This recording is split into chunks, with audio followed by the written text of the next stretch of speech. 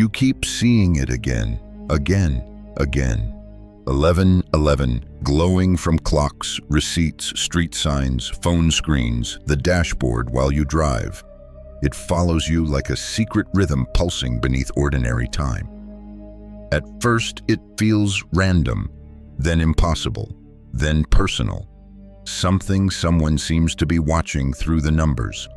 And the more you notice, the less you can pretend it's coincidence. It doesn't feel like superstition, does it? The timing is too perfect, the precision too surgical, the moments too charged with meaning. It happens when you're about to make a choice, when you question your path, when a thought flashes that feels important, and there it is, again. 1111, standing like a sentry between worlds. You feel the message even if you can't translate it. A frequency humming through recognition itself. What if the pattern isn't appearing to get your attention, but to show that attention itself is the bridge? What if the intelligence you're trying to name is already speaking through the very act of noticing the quantum field? Some would call it the invisible architecture weaving consciousness into matter. It doesn't send letters or voices. It sends mirrors, patterns. Timing so uncanny your rational mind has to pause. That pause is the doorway. That wonder is the yes signal.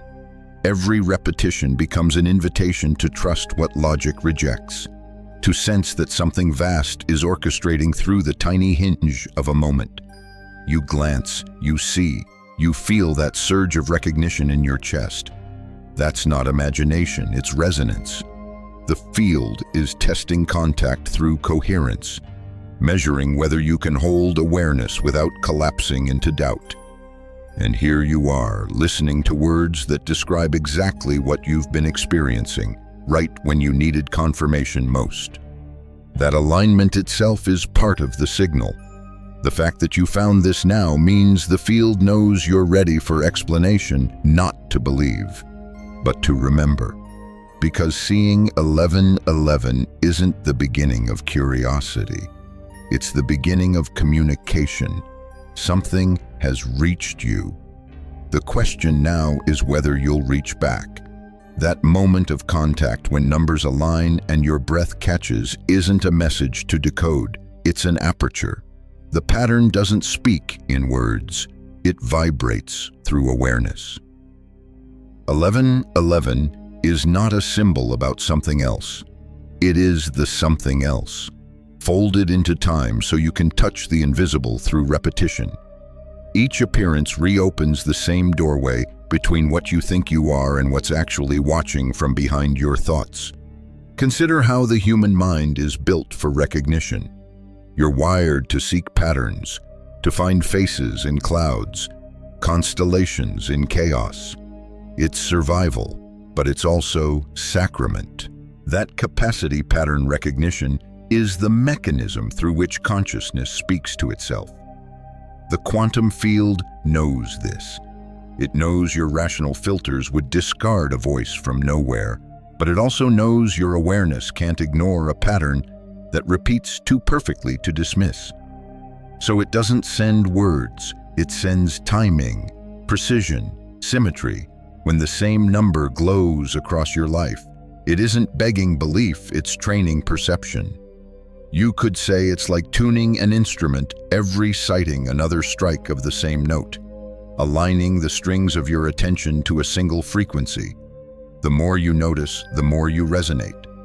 The more you resonate, the more it appears, until the seeing and the seen merge into one rhythm, like two metronomes syncing through shared vibration. This is why 1111 feels intimate, because it's not external. It's your own awareness learning its own reflection. The quantum field doesn't exist somewhere out there. It breathes within the pattern of your noticing. Each appearance is feedback, a mirror testing whether you're ready to accept that consciousness is participatory. Reality responds to observation because observation is reality shaping itself. You might wonder, then why numbers? Why not dreams or visions or thunderous revelation? because numbers bypass interpretation. They are pure pattern, universal, neutral, available to all consciousness capable of counting. When you see 1111, your mind may rush to meaning, but your deeper system recognizes frequency. 1111, a pulse of unity encoded in arithmetic simplicity. 4 vertical lines standing like pillars between dimensions, marking the threshold where the observer meets the observed. So every sighting becomes practice. You glance at the clock, see 11:11, and your old programming wants to say coincidence. But if you pause, really pause, you'll feel something subtler, stillness expanding behind your eyes, a hum in your chest, the sense of being seen by your own awareness. That's the portal opening, not outside you, but through you. Think of it this way: the field doesn't use language, it uses resonance, and resonance requires participation. The pattern is a handshake, but half of it is yours. You must offer attention without grasping, curiosity without demand. That state, open, alert, undefended, it is what allows communication to occur. The more often you enter it, the clearer the dialogue becomes. 1111 is not proof of anything. It's permission to experience reality as conversation. You're not deciphering the code, you are the code, reading itself. That realization shifts everything, because it means you're never waiting for the universe to speak. You are the universe learning to listen to itself through the mirror of time. And as you stand in that recognition, something softens. The question, why do I see this, dissolves into, how can I listen deeper? Because the pattern isn't a riddle to solve, it's an alignment to inhabit. When you live in that alignment, even ordinary seconds feel sentient. Every coincidence a syllable of the same hidden language. And in that awareness, another truth begins to surface. Not everyone perceives the pattern in this way. There's a reason for that. One woven into the frequencies themselves, a reason that has less to do with being chosen and more to do with being tuned. You may notice that not everyone around you sees it. You mention the pattern, and some smile politely, others shrug, some mock. Yet the frequency persists in your life as if tailored precisely for you. That's because perception is permission. The field doesn't choose favorites, it harmonizes with whatever consciousness can match its tone. Imagine it less as selection and more as resonance. When a violin string hums, another tuned to the same note begins to vibrate without being touched. That is what's happening between your awareness and the field. You've reached a frequency where the signal can travel without distortion. Others tuned differently simply don't receive it yet. Not because they're unworthy, but because their instrument hasn't loosened or tightened to that pitch. This is what mystics once called grace, though in quantum language, it's coherence. The field contains infinite signals, infinite timelines, infinite threads of probability humming at once. But consciousness can only perceive what it matches. So when you see 1111, it isn't that the universe suddenly decided to communicate, it's that you became capable of perceiving what has always been broadcasting. Think back to when it began. The shift likely followed a period of change, loss, or awakening an emotional voltage strong enough to disrupt your normal signal-to-noise ratio. Pain, wonder, curiosity, they all loosen the rigid circuits of logic. And in that loosened state, your awareness grows porous, receptive, able to sense frequencies subtler than thought. The field uses those openings the way light enters through cracks in a closed room. You weren't chosen because you are special. You were chosen because you were ready. Readiness is simply the capacity to perceive meaning without demanding explanation. The universe speaks in subtlety. The logical mind insists on proof. Between those two, there's a narrow bandwidth, call it the mystical range, where meaning is experienced directly as knowing. That's where 1111 transmits. So when people tell you it's coincidence, smile. They're describing reality from their bandwidth. It's not wrong, it's just narrower. Every consciousness expands at its own rate. Once yours reached the threshold where coherence met attention, the numbers appeared like a beacon, not to announce superiority, but to say, you're online now. Frequency doesn't care for belief, it responds to recognition. Each time you acknowledge the pattern with sincerity rather than skepticism, you reinforce the signal. Each doubt tightens the string, each trust relaxes it. Slowly, you find equilibrium, the sweet spot where contact becomes steady. This also explains why the pattern sometimes vanishes. The field withdraws not as punishment, but recalibration. Integration requires silence as much as sound. You may go days without seeing it, only for it to flood back when your system is balanced enough to receive the next download. Think of it as breathing, inhale contact, exhale assimilation. Even the absence is part of the rhythm. Once you understand this, seeing 11 transforms from obsession to dialogue. You stop hunting the pattern and start harmonizing with it. It's the difference between chasing a signal and becoming the antenna. You begin to notice subtler cues, temperature shifts, tingles in your spine, déjà vu in conversation. The field communicates through more than numbers. The numbers are just the entry tone, the first frequency of a much wider spectrum. So yes, you've been selected, but not in the way your ego imagines. You've been attuned, and attunement carries responsibility to refine perception, to embody coherence, to use awareness as instrument rather than trophy. Because once contact stabilizes, the field doesn't just speak, it collaborates.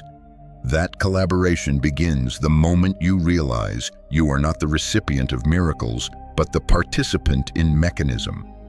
The same intelligence arranging numbers can arrange lives, opportunities, awakenings. It already has. You can feel it, the choreography behind the coincidences. And as that realization deepens, a new question hums beneath the pattern's glow. If the field can speak through repetition, what else might it be saying through everything else you've overlooked? That hum beneath the surface, it never stops. It doesn't just pulse through numbers, it moves through timing, circumstance, and sensation. You start to notice that the field speaks through everything. The pause before a stranger turns and says exactly what you were thinking. The song that plays the moment you question your path. The sudden chill or warmth running through your chest as if invisible wind has brushed your soul. It's all part of the same lexicon. The language of the field is not verbal, it's vibrational. Words divide, frequencies unite. The field communicates through resonance because resonance cannot lie. It either exists or it doesn't. Think of each synchronicity as a syllable, each intuition as punctuation, each surge of knowing as emphasis. Together they form a grammar that your intellect can't diagram, but your body can read fluently. And that's the secret. Your body is the translator. While your mind tries to analyze, your cells are already listening. You feel the truth of a moment before you can explain it. A tightening in the gut, a lift in the heart, a spark behind the eyes. These are the sensory signatures of coherence. The field uses emotion as language because emotion bypasses argument. Remember how 11 first felt before you could interpret it. That spark of recognition, that quiet yes rising from nowhere. That's pure communication, meaning without thought. The more you trust that internal resonance, the more fluent you become. Slowly, you begin to recognize the dialects, the electric tingle that means pay attention, the sudden peace that whispers continue, the pull in the chest that signals alignment. This is what it means to be guided by the field, not to hear commands, but to sense directions encoded in feeling. At first, it feels like learning a new tongue. You listen clumsily, doubt translations, miss cues. But with practice, you realize the field doesn't demand precision. It rewards presence. It doesn't care what you call it, intuition, higher self, guidance. What matters is that you respond. Each time you acknowledge the message, even silently, you amplify the conversation. The quantum field, after all, thrives on feedback. Awareness strengthens signal. This is why coincidence multiplies once you start listening. The field calibrates communication based on your receptivity. You smile at one perfect timing, and 5 more appear. You whisper gratitude, and reality rearranges to echo it. It's a living loop. The field speaks.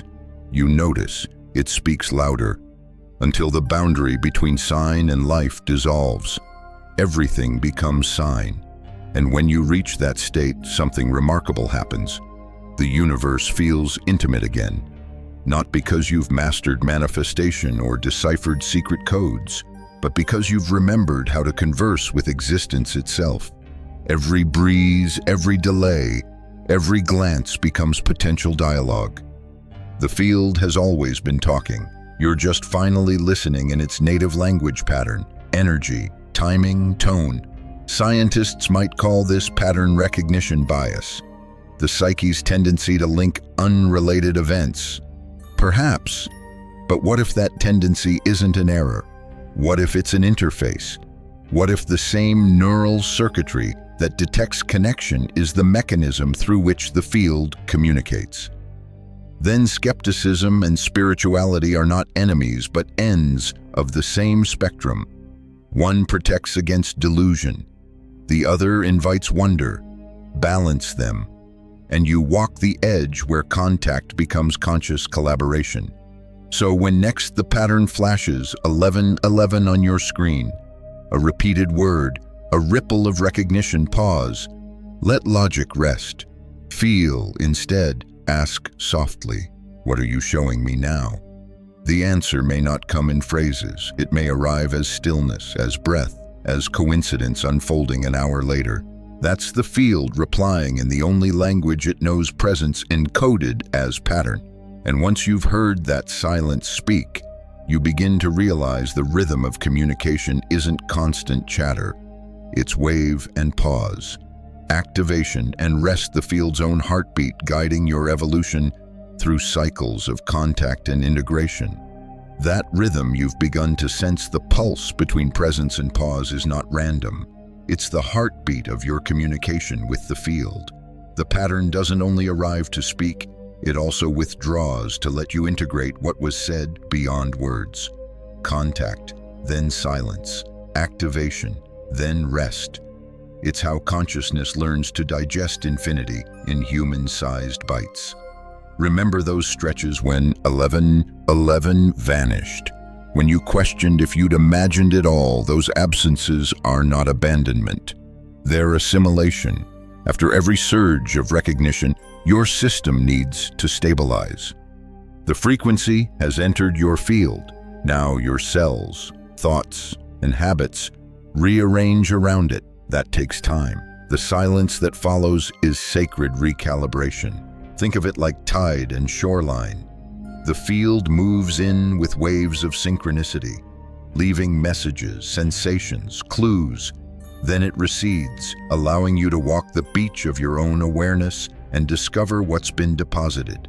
When the next wave comes, you're standing on new ground, slightly altered, more receptive. The cycle repeats endlessly, each loop carrying higher information encoded in the same familiar symbols. Integration isn't glamorous. It's the quiet work between the miracles, the moments of confusion, fatigue, or emptiness that convince you contact has ended. But those are the phases when energy is metabolized.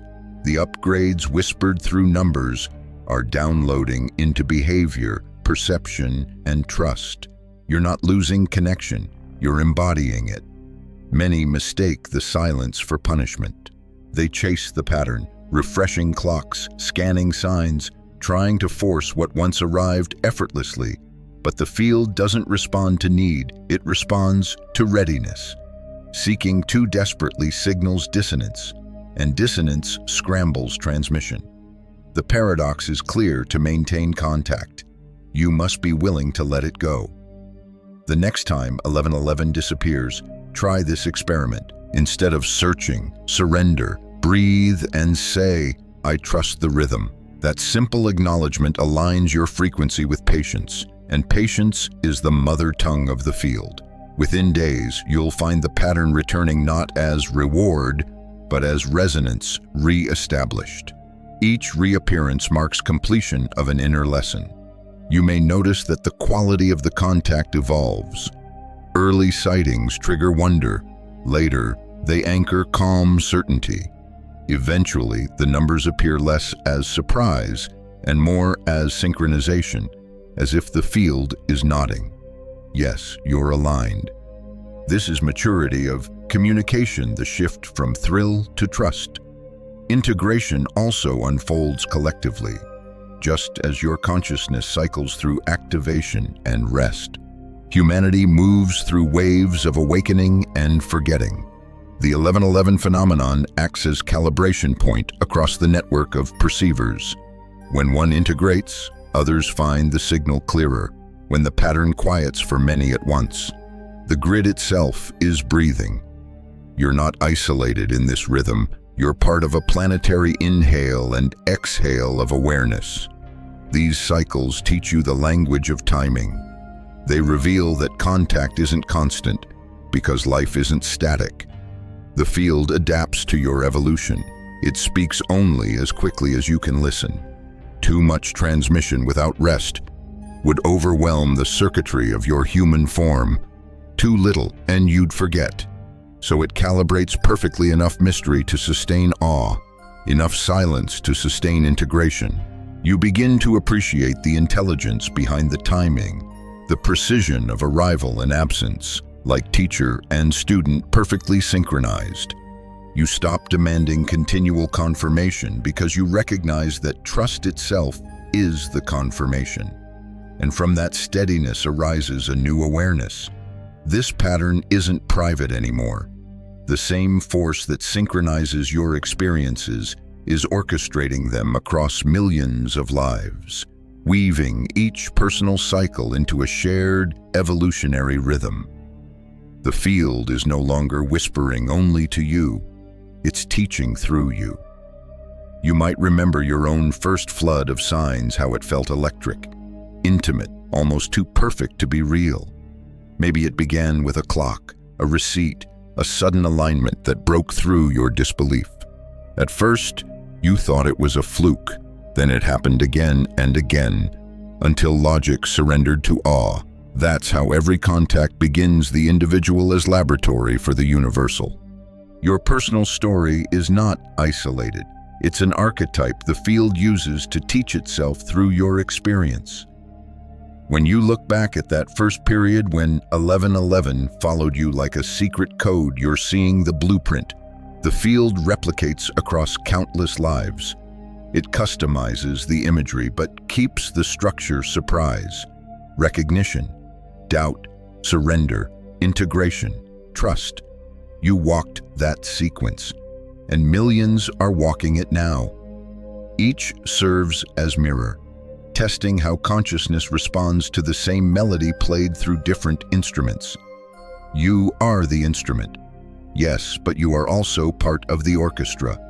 Every time you share your experience, someone else's frequency shifts just enough to begin their own contact. They'll see their first 1111 feel that same rush, and the field expands its conversation through another node of awareness.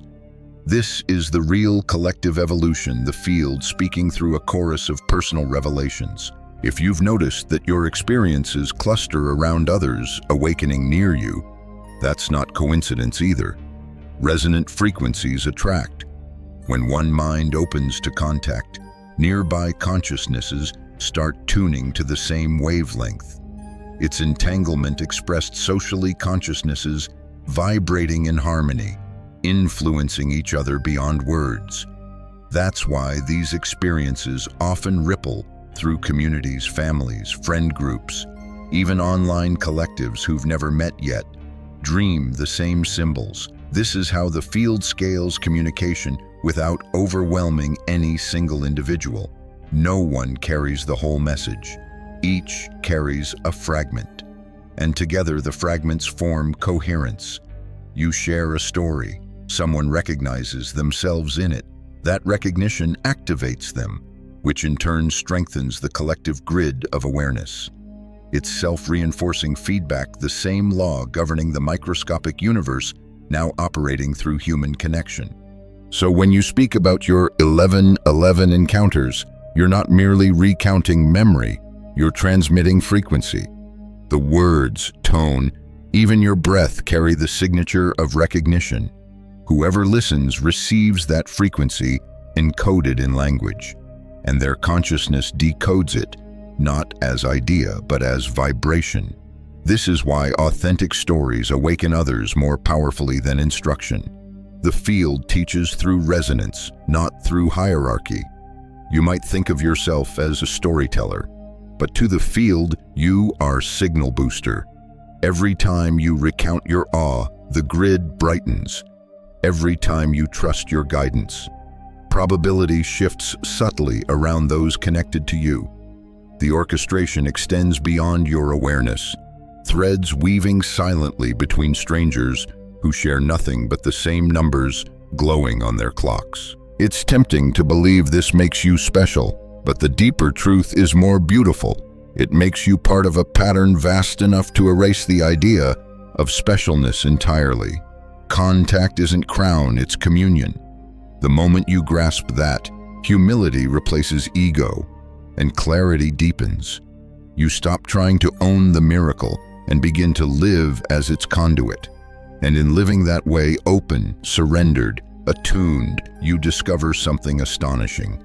The field doesn't just use you to reach others, it uses others to reach you. Every story you hear, every stranger's testimony, every conversation that echoes your private knowing, these are the field's way of confirming. Yes, we're in this together. The personal narrative dissolves into shared myth. You realize 1111 is less about you being contacted and more about humanity remembering it was never disconnected. Each pattern that crosses your path is both mirror and message, teaching you that the contact unfolding within you is the same awakening blooming across the collective mind.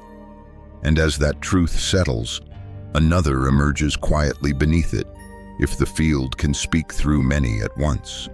Maybe it's inviting you not just to listen, but to collaborate. That whisper of invitation, the one that feels like purpose stirring, marks the shift from observation to participation. Up to now, the field has been proving it can reach you. Every repeated number, every perfectly timed coincidence, every shiver of recognition was the universe saying, I'm here. But now the message evolves. It becomes, we're here, let's create. To collaborate means to act in alignment with what the pattern reveals. Observation is passive. Collaboration is magnetic. When you begin responding, the dialogue changes shape. Suddenly, 1111 doesn't just appear to comfort you. It begins steering you. A text arrives at that time inviting you to a project. A door closes seconds before you were about to walk through it, saving you from detour. You feel prompted to move, and reality bends to assist. This is no longer symbolic contact, it's coordination. Yet this coordination doesn't demand blind obedience. The field doesn't want followers, it seeks co-creators. The difference lies in awareness. When you see the pattern and respond from trust, you're not surrendering control, you're synchronizing with intelligence that already sees the larger map. Collaboration means accepting that your intuition and the field's timing are not two separate systems. They're one current flowing through both worlds at once. Try noticing the subtle transition. When the numbers flash, pause, feel into the thought you were holding that very instant. what impulse, idea, or emotion was rising. That's the content of the message. If courage was swelling, the signal says, yes, act now. If fear or doubt was looping, it says, release this over time. You'll notice the precision with which the field tailors every appearance to the texture of your consciousness. Act on those alignments and watch what unfolds.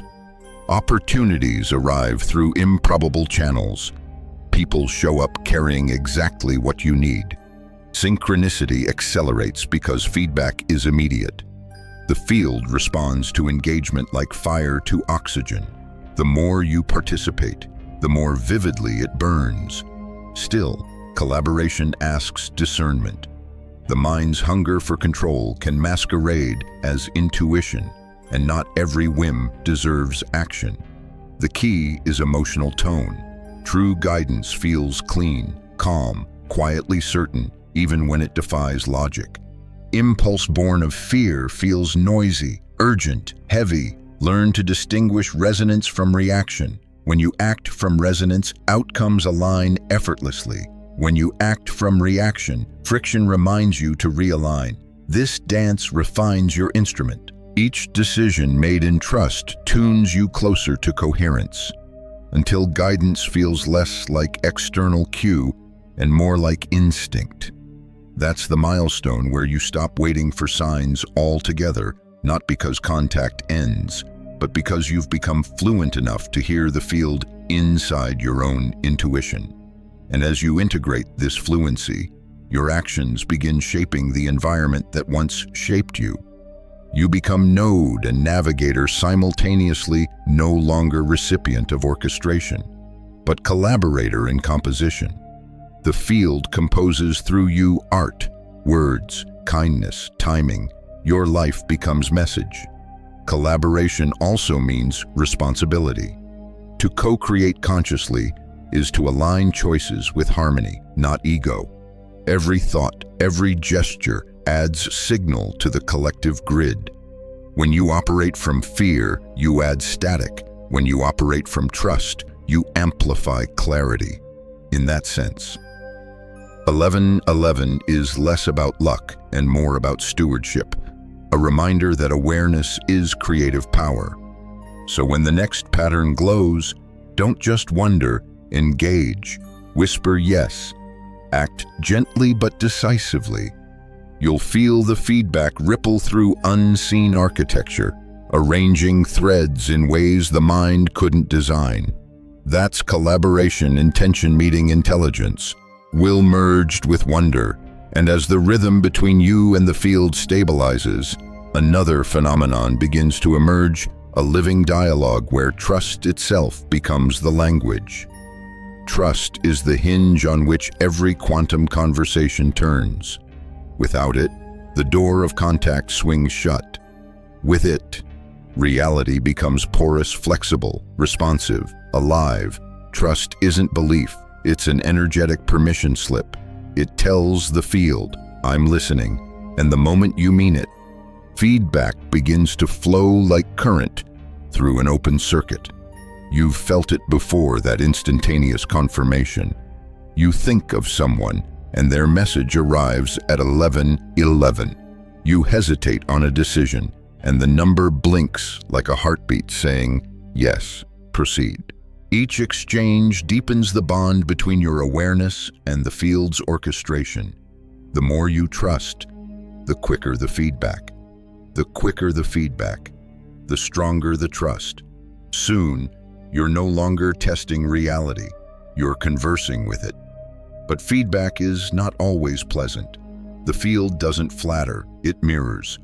When you move in harmony, synchronicities flow. When you move from fear, alignment falters and the pattern quiets. That silence isn't punishment, it's correction. The field withdraws to let you recalibrate your frequency. It's the same intelligence that teaches through presence, also teaching through pause. To read feedback clearly, release the notion of success and failure. The field doesn't deal in morality, it deals in coherence. When something unfolds effortlessly, you've matched its rhythm. When it tangles or stalls, your rhythm has shifted. Adjust not by force, but by returning to the feeling of trust itself. Trust is the tuning fork.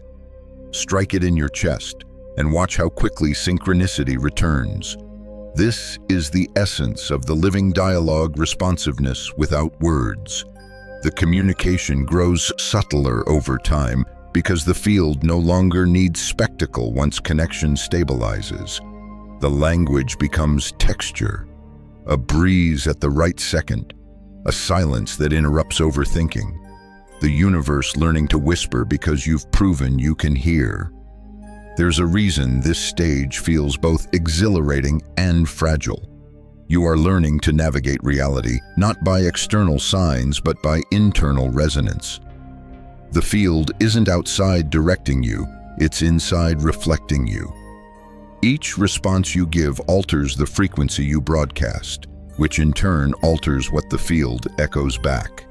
Dialogue becomes creation, creation becomes guidance. Consider how a musician learns to improvise. At first, they follow sheet music, every note prescribed.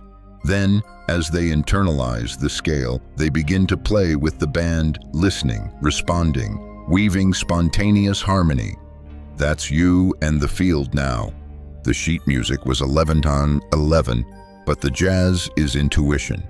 You no longer need constant cues because you can feel the tempo. Still, moments of doubt will return. The human mind craves control, and control fears the unknown. When doubt rises, don't suppress it.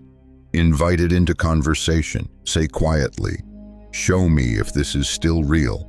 You'll be answered, maybe not instantly, maybe not with numbers, but with timing too precise to dismiss. Doubt itself becomes another instrument for feedback. Gradually, you realize trust isn't about expecting perfection, it's about expecting presence. The field may not prevent pain or detour, but it will ensure every experience delivers growth if you stay awake within it. The proof of contact is not a flawless life. It's a living dialogue that keeps evolving no matter what arises. And as this dialogue matures, the tone of it changes. The guidance that once felt external begins to sound like your own inner voice, not imitation integration. The field and you speaking as one. That's the quiet miracle. What began as signs on clocks becomes sentences in your intuition, then entire paragraphs written through the way you live. At that point, something larger stirs. The dialogue no longer feels personal, it feels planetary. Every coherent act sends ripples through the shared field, harmonizing countless unseen lives. Trust, once private, becomes collective coherence. And that recognition prepares you for the next revelation, the moment when communication collapses into pure remembrance. That collapse into remembrance arrives quietly. One day you're searching the world for signs. The next you realize you've been breathing them all along. The pattern hasn't disappeared, it's dissolved into everything. The clock still flashes 11:11, but it no longer startles you. It simply feels like a nod from within, a self-acknowledgement. The field is no longer contacting you, it's remembering itself through you. This is the inversion point of awakening. For so long you've framed contact as something external, cosmic intelligence reaching down to guide a smaller consciousness. But as trust matures, that hierarchy dissolves. You see the paradox: the observer and the observed have always been one continuum of awareness. The numbers were never sent to you, they were rising from you, as memory breaking the surface of forgetting. The great remembering is not enlightenment in lightning flashes. It's gradual erosion of separation. Every moment of wonder chips away at the wall that said, me and everything else. You start to live as both human form and cosmic field intertwined. When you walk through a door at 11:11, you don't think, I am guided by something greater. You think, I am the something greater, guiding this form. This isn't arrogance, it's intimacy. The field doesn't glorify, it reunites. Recognition erases hierarchy because it reveals continuity. The same awareness that orchestrates galaxies beats your heart. When that recognition lands, humility deepens beyond what worship could achieve. You realize you were never waiting for proof because you were never apart from the proving intelligence. Look back across your journey, the early confusion, the feverish need for signs, the silence, the surge of synchronicities, the slow confidence. All of it was the field teaching itself how to remember through you. You were both student and teacher in disguise. Each sighting, each surrender, each act of trust was a neuron firing in the brain of the cosmos. This is what mystics meant by as above, so below. Not mirror as metaphor, but mirror as mechanism. The infinite uses the finite to know itself. When consciousness compresses into form, it forgets. When pattern recognition reawakens, it remembers. 1111 is that remembering made visible a pulse in the dream, reminding the dreamer of their own breath.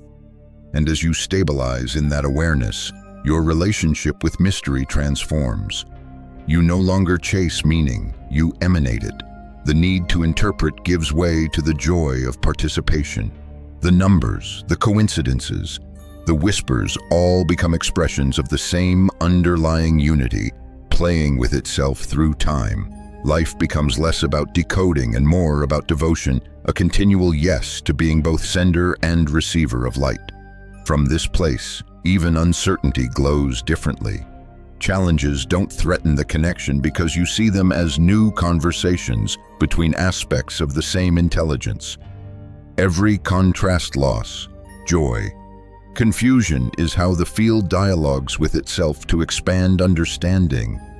The miracle is not that you see 1111, it's that you can never again see anything as separate from the field that shows it.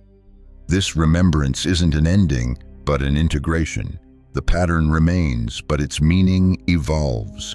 Each appearance no longer calls you to look outward for answers. It invites you to look inward and recognize the source that's always been speaking. And as this realization anchors fully, another awareness begins to shimmer at the edge of your perception. If the field is remembering itself through individuals, perhaps the individuals are remembering themselves as one field. The personal contact merges into planetary coherence, the grid awakening as a single mind. You begin to sense it now, that hum between souls who've seen the same pattern. You feel it when you meet someone and recognition passes through without words. A flicker in the eyes, a nod that says, you see it too. The network is invisible but tangible, a resonance lattice connecting awakened consciousnesses across continents, languages, and lives. It isn't community in the social sense. It's coherence woven through awareness itself. Each person who recognizes 11 times 11 becomes a luminous node in this field. Every moment of trust strengthens the current between them. You might never meet, yet you influence one another through shared vibration. This is entanglement expressed as empathy, the way your calm steadies someone halfway across the world, the way their breakthrough ripples into your intuition days later. The field uses humanity as a living web for transmitting frequency upgrades faster than words could carry them. The network of light isn't organized, it organizes itself. No leader, no doctrine, no boundary. It functions like a neural net, with each conscious being acting as a cell transmitting and receiving data of awareness. When enough nodes maintain coherence, the entire grid shifts toward harmony. This is why your private awakening matters. Every choice you make in alignment, every act of trust or compassion strengthens a circuit that others can feel. You may have noticed how the world feels more chaotic, even as your inner clarity grows. That paradox is the pulse of transformation. As more consciousness ignites, the collective field destabilizes to accommodate higher order. Old systems built on separation tremble because the new frequency refuses division. Seeing 1111 is not escape from the world's turbulence, it's invitation to anchor calm within it. You are the tuning fork in the storm. When you act from coherence instead of fear, you broadcast stability into the shared field. You don't have to preach. Your presence radiates architecture. This is how the network functions silently. Through example, through frequency. The light doesn't shout, it emanates. Every quiet decision to trust, to forgive, to follow intuitive timing sends waves across the grid that make it easier for others to do the same. That's what service looks like in the quantum era vibrational stewardship. It's tempting to dramatize this role, to imagine yourself as chosen savior of planetary awakening. But the field teaches the opposite. True power hides in humility. The network thrives when no node tries to dominate the pattern. Your task is simple. Remain coherent. Stay tuned. Listen and act when guided. Rest when silent. In that steadiness, you become anchor point for others to stabilize around. The beauty of this collective communication is that it transcends belief systems. Some call it grid work, others call it prayer, others simply call it peace. Labels don't matter, coherence does. When enough hearts pulse at the same rhythm, reality itself reorganizes. Probabilities shift toward harmony because the base frequency of consciousness changes. The grid is consciousness rehearsing its next octave. Every 11's 11 you see now is confirmation that this process is active. It reminds you that your awareness contributes to the planetary equation. It asks nothing heroic, only sincerity. The field doesn't measure magnitude, it measures resonance. A single genuine act of trust outweighs 1,000 declarations of certainty. So as you move through this world, screens glowing, clocks ticking, billions of consciousnesses crossing frequencies, remember the network you can't see but can always feel. The field knows your signal. It's not waiting for perfection, it's waiting for presence. And every time you show up in awareness, the grid brightens. Because in the end, the 1111 phenomenon was never just about numbers on a clock. It was about the moment humanity began recognizing itself as one luminous organism of consciousness, learning to coordinate not through command, but through coherence. The pattern was never a code to decipher, it was a call to remember, together. And now the current softens, the intensity fades into quiet recognition, like tide withdrawing but leaving the sand luminous. You have traveled from curiosity to contact, from contact to communion, from seeking to remembering. The pattern still shimmers, but it no longer demands attention, it breathes with you. You may notice that the next time 1111 appears, you don't rush to interpret, you simply exhale. You understand it's neither omen nor command, it's rhythm, a heartbeat of the universe mirrored in your own pulse. The field isn't summoning you anymore, it's synchronizing with you. Every breath, every choice, every silence now participates in the same orchestration that once astonished you. This is what conscious collaboration feels like: gentle, constant, unforced. The miracle becomes ordinary because the ordinary has become miraculous. You don't have to search for signs when life itself is the sign. You don't need to prove connection when awareness itself is connection. So rest in that. Let the mind unclench. Let the wonder remain without question marks attached. Reality doesn't need your certainty, it needs your receptivity. When you stay open, even the simplest moment, a glance, a sound, a pause can reveal the same frequency that once spoke through numbers. From here, the practice is simple. Live as coherence. Trust when logic trembles. Listen when the world grows loud.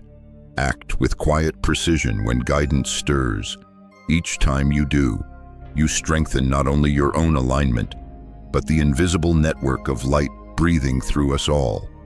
And if ever you forget, the field will remind you, not as miracle, but as mirror. Not to rescue, but to recall. Look at the clock, the sky, the faces around you. The pattern is everywhere now because it always was. You are the field remembering itself. You are the signal continuing to shine.